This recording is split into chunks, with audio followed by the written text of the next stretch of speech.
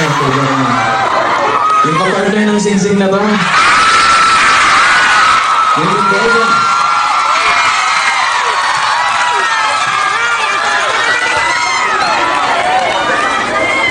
Oh my. Oh my.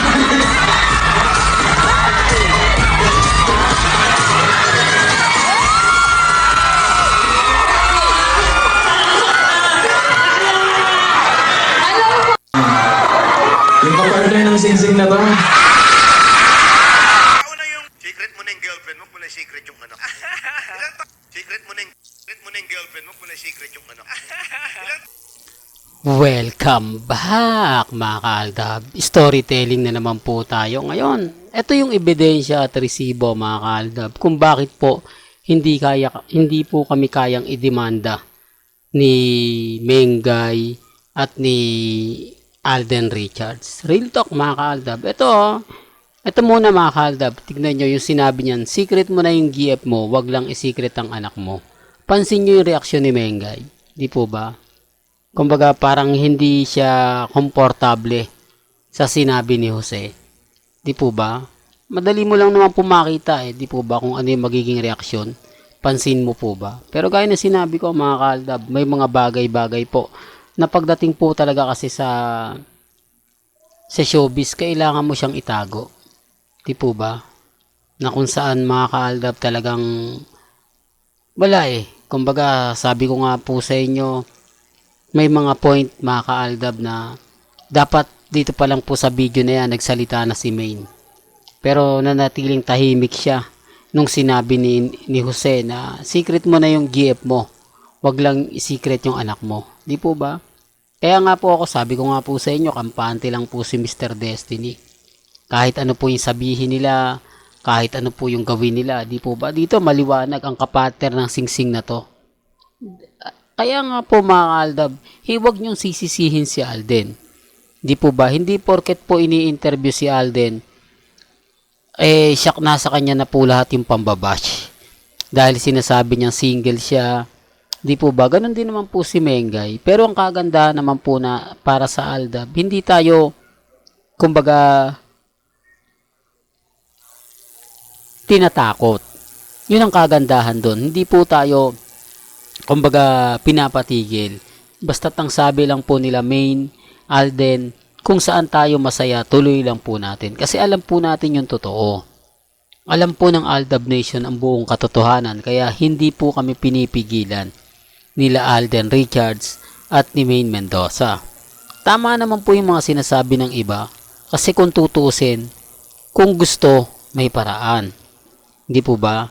Kapag ayaw, syempre may dahilan. Gaya nga po ng mga pinapaliwanag ko at mga sinasabi ko. Kaya lang syempre maraming bitter, maraming nagre-react, maraming mga komento.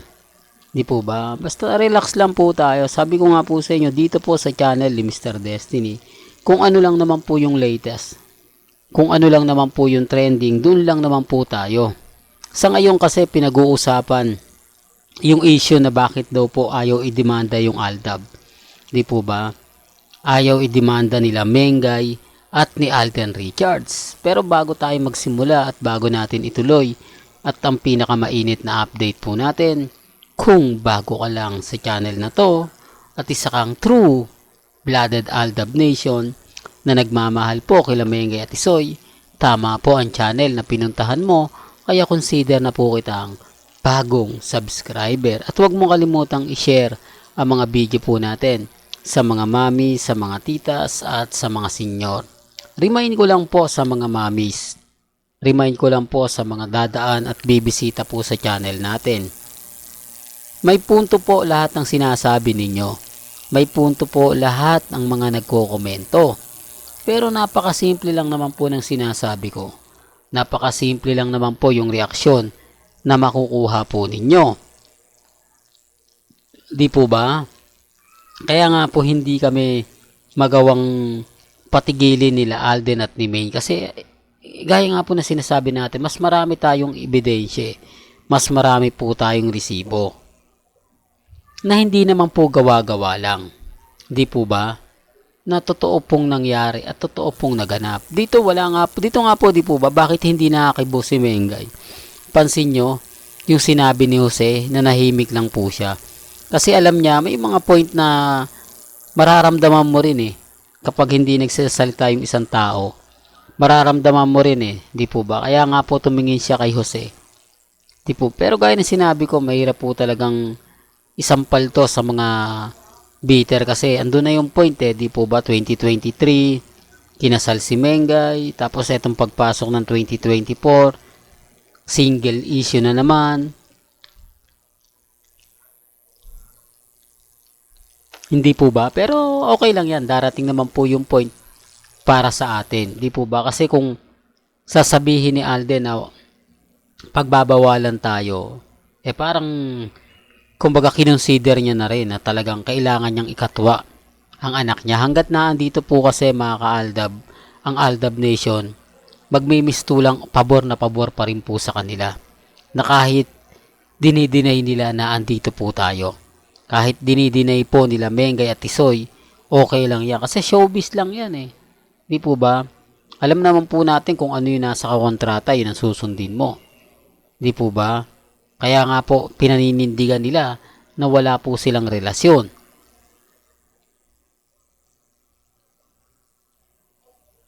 Pero kung titignan nyo, si Alden Richards lang ang kadalasan tinatanong, no? Hindi po nila tinatanong si Maine, walang mga interview kay Maine, talagang puro kay Alden lang. Although siguro, si Alden Richards talaga yung pinakasikat, o sasabihin natin na mas sikat kesa kay Maine Polkerson. Pero gaya nga po ngayon mga ka-Aldab, celebrity trending, Maine Mendoza. Trending in the Philippines, Alden Richards. Music trending, Catherine. Ito yung mga pangalan na talagang pinagpipiestahan. Ito yung mga pangalan na talagang mapapaisip naman po talaga sila. Lalo na nga po kapag may point na lumalaban talaga. Gaya nga po ng pinapaliwanag ko, dito po sa channel ni Mr. Destiny, wala po tayong pilitan. Hindi po ako namimilit para lang makakuha ng simpatya. Hindi po tayo nagpupush para lang masabi na tama po tayo at sila po yung mali. Lahat naman po tama, di po ba? Lahat naman po mali. Kaya nga po kung ano yung magiging senaryo, depende na lang sa sitwasyon kung ano nga po ba yung mangyayari at mapapanood at mapapakinggan po ninyo. Gaya nga po ng sinasabi natin mga ka-Aldab, dumidepende pa rin po tayo sa sitwasyon. Dumidepende pa rin po ako kung ano nga po ba talaga yung mababasa at mapapanood at mapapakinggan po ninyo. Bagamat maraming mga issue na hindi maganda, bagamat maraming mga fake news na kumakalat, na pumapabor nga po kay Congressman Arjo, normal lang yan.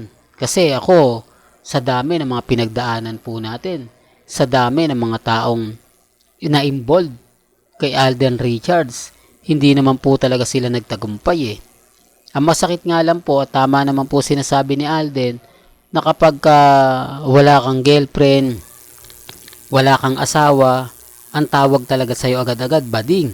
Di po ba? Andyan yung issue na normal lang, kumbaga sabi nga ni Alden, bihira niyang sagutin. Pero ang Aldab Nation, kita nyo naman po bawat interview niya, hindi po tayo makakalimutan. At gaya nga na sinabi ni Alden, etong birthday celebration niya nga po, ang Aldab at ang 2016, yan po yung memorable na hindi niya makakalimutan habang buhay. For the record lang po, alam ko maraming magre-react pero yan po yung totoo. Kahit po saan nyo itanong kay Alden. At ang kagandahan naman po, umaatin pa rin po si Alden kapag may mga anniversary ang Aldab Nation. May mga anniversary ang mga ADN. Lalo na po pagdating sa kanila ni Alden Richards, ni Maine Mendoza. Sinasabi ko lang po ito para lang po sa kaalaman ng lahat. Well, hanggang dito na lang po yung updates natin mga ka-Aldab. Kaya kung gusto nyo pa po ng pinaka-latest at sariwang update, abay tumutok lang po kayo dito po sa channel ni Mr. Destiny para updated po kayo sa mga bagong video po na ilalabas po natin maya-maya lang. Hanggang sa muli, salamat po sa panonood at pakikinig.